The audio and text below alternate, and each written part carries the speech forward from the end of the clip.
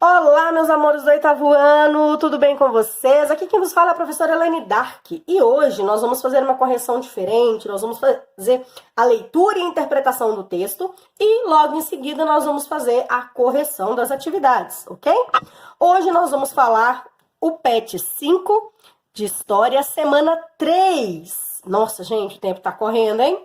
O nosso tema é o período regencial no Brasil, ou seja, nós vamos falar das regências, que é um período do governo brasileiro onde nós temos a presença de outras pessoas que não era da família real governando o país.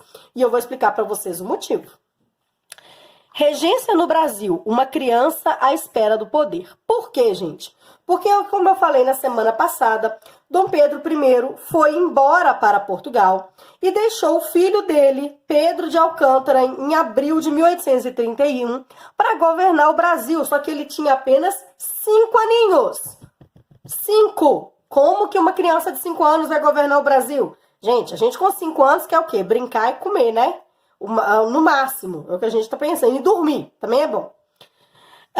O que acontece? A Constituição de 1824, ela decretava que, como o Brasil não tinha quem governasse, era necessário, o país seria governado por regentes até que Dom Pedro atingisse a idade necessária. Ou seja, só depois que ele atingisse a idade necessária, que era 18 anos, ele poderia assumir o poder, né, o trono brasileiro, digamos assim. E aí vão se formar 3 grupos, tá? Para disputar o governo no Brasil, digamos assim. Que eram os restauradores, os liberais moderados e os liberais exaltados. Os restauradores, gente, eram praticamente chamados de conservadores também. Que eram comerciantes portugueses e funcionários públicos, que queriam a volta de Dom Pedro I, não queriam reformas políticas e econômicas e não eram favoráveis à ideia de brasileiros natos governarem o país. Eles queriam que quem governasse o Brasil, eles pertenciam antigamente ao Partido Português, tá, gente? Esses restauradores queriam que quem governasse o Brasil fosse Dom Pedro ou alguém da linhagem dele, né, descendente dele. Tinha os liberais moderados, que eram os aristocratas rurais, né, os grandes fazendeiros, que é a elite dominante no Brasil, e eles queriam uma monarquia constitucional, ou seja, pode até ser Dom Pedro, pode ser qualquer outra pessoa, desde que ele obedeça às leis. E os liberais exaltados, esse aqui era o mais louco, né? Eram membros da sociedade urbana e desejavam uma monarquia com maior autonomia das províncias.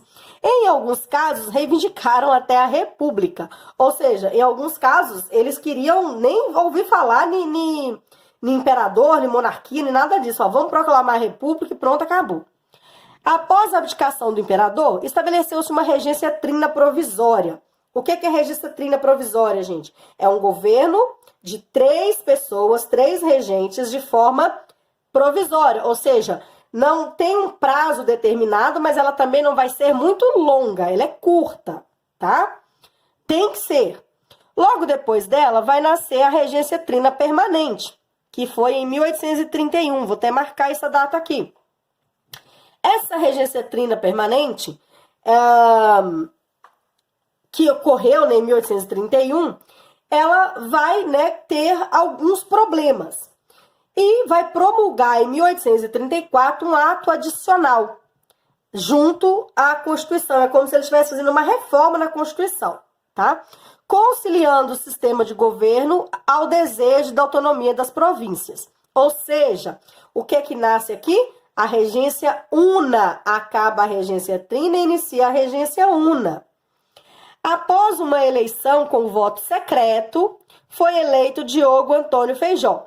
Mas não vai ficar muito tempo no poder, ele acaba adoecendo e tendo grandes problemas políticos e econômicos, e aí ele não continua no poder. Nesse período vão surgir 2 grupos, os regressistas, que era aquele sistema dos restauradores, e os progressistas, tá? Que eram os liberais, exaltados, ok?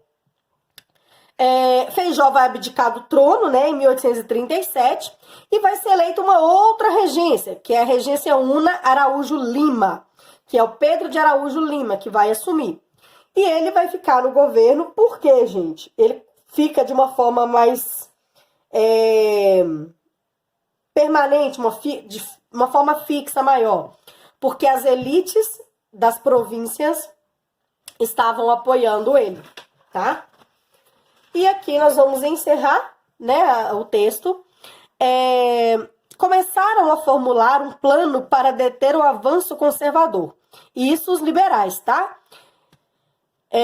Porque eles estavam com medo de perder o que eles tinham conquistado, né? E a solução mais ousada estava numa figura que até então permanecia fora dos holofotes, o Dom Pedro II, que era o Pedro de Alcântara, que estava, nessa época, ele já estava com 14 anos. E aí o que eles fazem? Eles dão o famoso golpe da maioridade. Ao longo dos anos, gente, eles foram pintando vários quadros de Dom Pedro II, tá? Pedro de Alcântara. E em cada quadro, por exemplo, o quadro dele com 6 anos, a aparência dele era de 10. Um quadro dele com 5 anos, a aparência de 11. Eles sempre envelheciam ele nas pinturas para a população não descobrir a real idade dele. Só que aí, em 1840, eles dão o golpe da maioridade, antecipam a maioridade, que isso é permitido, tá, gente? Tá? Isso é possível ainda no Brasil, tá bom? Que é, não só no Brasil, em vários países, que é a maioridade antes do tempo. A gente sabe que no Brasil a idade da maioridade é 18 anos. Mas é possível se ter a maioridade com menos de 18 anos se os pais assim permitirem. Se os pais forem no cartório e assinarem a sua maioridade. Então vamos para as atividades? Com base no texto estudado e com auxílio do seu livro didático, responda. Quais grupos políticos disputavam o cenário nacional em 1831? E quais eram suas aspirações? Eu coloquei um por um aqui separado, tá? Restauradores, formado por comerciantes portugueses e funcionários públicos, apoiavam a volta de Dom Pedro I ao poder, não apoiavam reformas políticas e econômicas e não eram favoráveis à ideia de brasileiros natos governarem o país. Eram remanescentes do Partido Português. Isso está no texto, viu, gente? Todas as respostas eu retirei do texto. Liberais moderados representavam o campo da sociedade liberal, formado por aristocratas rurais, representando a elite dominante do Brasil. Desejavam um sistema de monarquia constitucional, onde poderiam exercer seu domínio sobre a sociedade, mesmo com a presença de um imperador.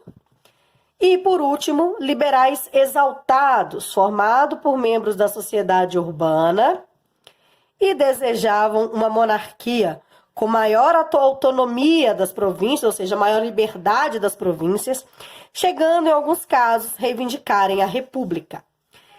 Letra B. O que foi o ato adicional de 1834? Foi a reforma da Constituição de 1824, conciliando o sistema de governo ao desejo de autonomia das províncias. Ou seja, continua a Constituição, mas agora as províncias têm mais liberdade do que antes, ok? Letra C. Por que foi necessária a presença de governantes regentes, uma vez que já havia um príncipe herdeiro no Brasil? Apesar de ter a presença do príncipe herdeiro em solo brasileiro, ele não poderia assumir o trono, pois tinha apenas 5 anos e pela Constituição de 1824, um governo transitório deveria ser realizado, sendo o país governado por regentes até que Dom Pedro atingisse a idade necessária. Então, por que foi necessário os regentes? Por causa da idade inferior, né, à idade própria para assumir o trono. Quem eram os regressistas ou progressistas? Regressistas, desejosos da volta do sistema conservador do governo, no caso a elite, e os progressistas favoráveis às reformas liberais constantes. O que foi o golpe da maioridade? Devido a várias revoltas, foi necessário foi necessária a antecipação, no caso, da coroação do jovem príncipe para o ano de 1840. Aos 14 anos, Pedro de Alcântara torna-se imperador do Brasil. Antecipação. Antecipação. Vamos corrigir isso aqui, né, gente? Melhor. Foi necessária antecipação.